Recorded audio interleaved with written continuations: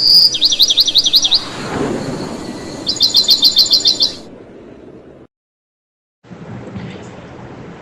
لله رب العالمين والصلاة والسلام على أشرف الأنبياء والمرسلين نبينا محمد وعلى آله وصحابته أجمعين وعلى من تبعه بإحسان إلى يوم الدين أما بعد. கணித்திற்குரிய சகோதரர்களே, அல்லாஹ் ஒருவன் என்று நம்பிக்கை கொள்ளும் பொழுது, தௌஹீதை நம்பிக்கை கொள்ளும் பொழுது, அதில் வரக்கூடிய மிக முக்கியமான பகுதிதான் அல்லாஹ் ஒருவனை மட்டுமே வணங்க வேண்டும் என்பதை உறுதியாக நம்புவது. இதைதான் கலிமாவாக இஸ்லாம் நமக்கு சொல்கிறது. அஷ்ஹது அல்லா இலாஹ இல்லல்லாஹ், அல்லாஹ்வை தவிர வணக்கத்திற்குரிய நாயன் வேறு யாரும் இல்லை என்று நான் சாட்சி சொல்கிறேன்.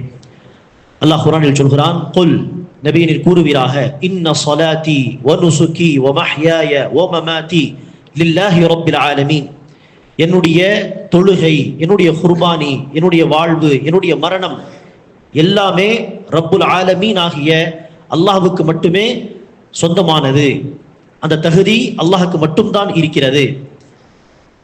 ஆகவே அன்பானவர்களே, நம்முடைய எல்லா வணக்க வழிபாடுகள், அது தொழுகை, தொழுகையில் இருக்கக்கூடிய ருக்கு, சஜ்தா, நோன்பு நோற்பது, ஜிக்ர் செய்வது, துவா செய்வது, குர்பானி கொடுப்பது, நேர்ச்சை என்று எந்த இபாதத்தாக இருந்தாலும் அது அல்லாஹ்வுக்கு மட்டும்தான் செய்ய வேண்டும் என்பதை உறுதியாக நம்பிக்கை கொள்வது ஏகத்துவ கொள்கையின், தௌஹீத் கொள்கையின் மிக அடிப்படை விஷயமாகும்.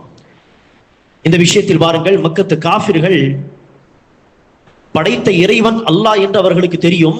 ஆனால் வணக்க வழிபாடுகள் என்கிற தருணம் வரும் பொழுது அவர்கள் 360 சிலைகளை வணங்கக்கூடியவர்களாக இருந்தார்கள். ஆனால் அவர்களுக்கு அல்லாஹ் தான் இறைவன் என்று தெரியும். இதை அல்லாஹ் குர்ஆனில் பல சூறாக்களில் குறிப்பிட்டுள்ளான். மக்கத்து காஃபிர்களுக்கு அல்லாஹ் தான் ஓர் இறைவன், ரப்பு என்கிற அந்த நம்பிக்கை இருந்தது என்பதை அல்லாஹ் பல இடங்களில் சொல்கிறான். உதாரணத்திற்கு அல்லாஹ் ஒரு வசனத்தில் சொல்லும் பொழுது, குல் மை யர்ஸுகுகும் மினஸ் ஸமாஇ வல் அர்த் أَمَّنْ يَمْلِكُ السَّمْعَ وَالْأَبْصَارَ وَمَنْ يُخْرِجُ الْحَيَّ مِنَ الْمَيِّتِ وَيُخْرِجُ الْمَيِّتَ مِنَ الْحَيِّ وَمَنْ يُدَبِّرُ الْأَمْرَ فَسَيَقُولُونَ اللَّهُ فَقُلْ أَفَلَا تَتَّقُونَ. நபியே, இந்த மக்கள் நீங்கள் சென்று கேளுங்கள், வானங்களில் இருந்து பூமியில் இருந்து உங்களுக்கு ரிஸ்க் கொடுப்பவன் யார்? அல்லது இந்த செவி புலன்கள் அல்லது பார்க்கக்கூடிய அந்த பார்வையை கொடுத்த அந்த உரிமையாளன் யார்? அதே போல யார் உயிருள்ளவற்றிலிருந்து இறந்த விஷயங்களையும் இறந்தவற்றிலிருந்து உயிருள்ள விஷயங்களையும் வெளியேற்பவன்? யார் இந்த உலகத்திலே எல்லா காரியங்களையும் நிர்வகிக்கக்கூடியவன், பரிபாலிக்கக்கூடியவன், இந்த அனைத்தையும் செய்யக்கூடிய சர்வ வல்லமை மிக்க அரசன் யார் என்று நீங்கள் கேட்டால், ஃபஸயகூலூன அல்லாஹ், அவர்கள் கூடிய சீக்கிரம் அல்லாஹ் என்றுதான் சொல்வார்கள் என்று அல்லாஹ்வே அந்த மக்கத்து காஃபிர்களுடைய கொள்கையை பதிவு செய்கிறான். ஆகவே நபி, நீங்கள் கேளுங்கள், ஃபகுல் அஃபலா தத்தகூன், அப்படி இருக்க நீங்கள் அல்லாஹ்வுக்கு பயப்பட மாட்டீர்களா? அதாவது எல்லாமே, இது எல்லா விஷயங்களை செய்பவன் அல்லாஹ் என்று நீங்களே சொல்கிறீர்கள். அப்படி இருக்க சிலைகளை போய் வணங்குகிறீர்களே, நீங்கள் அல்லாஹ்வுக்கு பயப்படுவதில்லையா? அல்லாஹ்வுடைய பயம் உங்களுடைய உள்ளத்தில் ஏற்படவில்லையா? அல்லாஹ் தான் இறைவன், அரசன், ஹாலிக் என்பதையெல்லாம் சொல்லிவிட்டு அந்த சிலைகளுக்காக வேண்டி வணக்கம் செய்கிறீர்களே, அல்லாஹ்வுடைய அச்சம் உங்களுடைய உள்ளத்தில் ஏற்படவில்லையா என்று கேளுங்கள் என்று அல்லாஹ் சுப்ஹானஹு வ தஆலா சொல்கிறான்.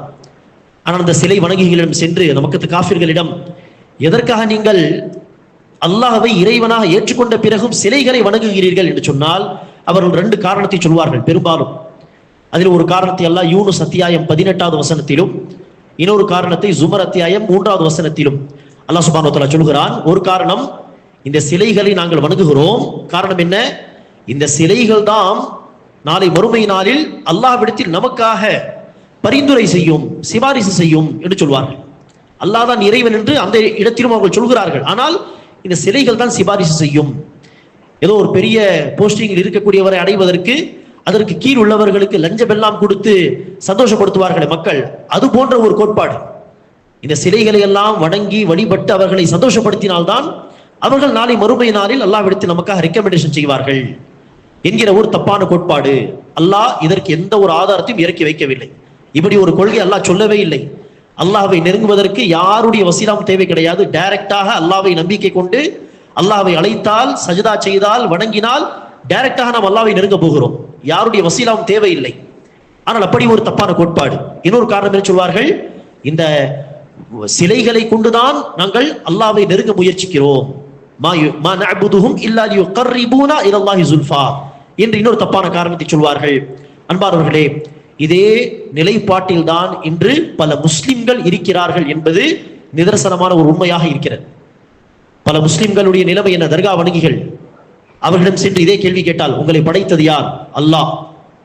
உங்களுக்கு ரிஸ்க் கொடுப்பவன் யார்? அல்லாஹ். இரவு பகலை மாற்றி மாற்றி கொண்டு போறவன் யார்? அல்லாஹ். ஹயாத் கொடுப்பவன் யார்? மவுத் கொடுப்பவன் யார்? நாளை மறுமை நாளில் எழுப்புபவன் யார்? அல்லாஹ். எல்லா கேள்விகளுக்கும் அல்லாஹ் என்று பதில் சொல்வார்கள். அப்படி இருக்க தர்காவை சென்று வணங்குகிறீர்களே, உங்களுக்கு பயமே கிடையாதா? அல்லாஹ் மக்கத் காஃபிர்களை குறித்து என்ன கேள்வி கேட்கிறானோ அதே கேள்வி இந்த மக்களுக்கும் பொருந்துகிறது. அதே நிலைப்பாடு. சரி, எதற்காக அல்லாஹ் தான் இறைவன் என்று சொல்கிறீர்கள், நான் தர்காவுக்கு சென்று இதெல்லாம் செய்கிறேன், எதற்காக செய்கிறீர்கள் சொன்னால் அதே காரணம் தான். என்ன காரணம்? இல்லை, அவுலியாவை கொண்டுதான் அல்லாஹ்வை நெருங்க முடியும். இந்த அவுலியாக்கள் நமக்காக சிபாரிசு செய்வார்கள், பரிந்துரை செய்வார்கள். அதே காரணங்கள், அதே கோட்பாடு, அதே வழிமுறைகள்.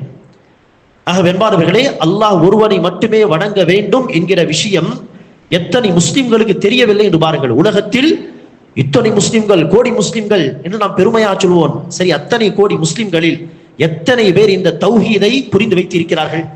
அல்லாஹ்வை தவிர யாருக்கும் எந்த வணக்கத்தையும் செய்யக்கூடாது என்கிற தௌஹீதை நன்றாக விளங்கி கொண்ட முஸ்லிம்கள் எத்தனை பேர்?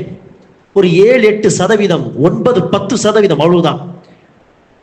பல முஸ்லிம்கள், குறிப்பாக இந்தியாவில், பழைய இந்தியா என்று எடுத்துக்கொண்டால் பெரும்பாலான முஸ்லிம்களுக்கு இந்த கொள்கை தெரியாது. தமிழ்நாட்டில் அப்படியே கீழே போய் பாருங்கள், எங்கு பார்த்தாலும் நவுதுபில்லா, கொடி, தர்கா, இந்த ஷிர்கான அனாச்சாரங்கள் தான். சத்தியத்தை மக்கள் சீக்கிரமாக ஏற்றுக்கொள்கிறார்களோ இல்லையோ, அசத்தியம் அவ்வளவு பரவி கிடக்கிறது. அல்லாஹ் பாதுகாக்க வேண்டும். ஆகவே அந்த கொள்கையை நாமும் அறிந்து மக்களுக்கும் எடுத்து சொல்லக்கூடிய அந்த கடமையை நாம் செய்ய வேண்டும். இதுதான் நபிமார்கள் அனுப்பப்பட்ட நோக்கமும். அல்லாஹ் சுப்ஹானஹு வ தஆலா சொல்கிறான், ஒவ்வொரு சமூகத்திலும் ஒரு தூதரை நாங்கள் அனுப்பினோம், அல்லாஹ்வை வணங்குங்கள், அல்லாஹ்வை தவிர மற்ற பொய்யான தெய்வங்களை, ஷைத்தானை வணங்காதீர்கள் என்று சொல்வதற்காக என்று அல்லாஹ் சொல்கிறான். அந்த பணியை நாமும் செய்வோமாக, தௌஹீதின் பக்கம் மக்களை அழைப்போமாக, தௌஹீதில் உறுதியாக இறுதி மூச்சு வரை இருப்போமாக. அல்லாஹ் சுப்ஹானஹு வ தஆலா நம் அனைவருக்கும் அந்த பாக்கியத்தை தந்தருள்வானாக. ஆமீன். வாஹிரு தஅவானா அனில் ஹம்துலில்லாஹி ரப்பில் ஆலமீன்.